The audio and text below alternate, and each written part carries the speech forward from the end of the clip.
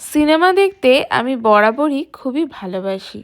তাই অভিজিৎ যখন বলল যে চলো আজ ছুটির দিনে একটা সিনেমা দেখে আসা যাক, তাই ঝটপট নিজেও রেডি হয়ে নিলাম আর সাথে মিষ্টুকেও রেডি করে দিলাম। মিষ্টুকেই নিয়ে যাব, মিঠাইকে নিয়ে যাচ্ছি না, কারণ ও ভীষণই ছোট আর ও এতক্ষণ সিনেমা হলে বসেও থাকবে না। যাওয়ার পথে একটু স্ন্যাক্স খেয়ে নিলাম যাতে পেটটা ভর্তি থাকে আর মন দিয়ে সিনেমা দেখতে পারি। এরপরেই গাড়ি নিয়ে পৌঁছে যাই আমাদের গন্তব্যস্থলে। গিয়েছিলাম এসএসআর সিনেমা হলে।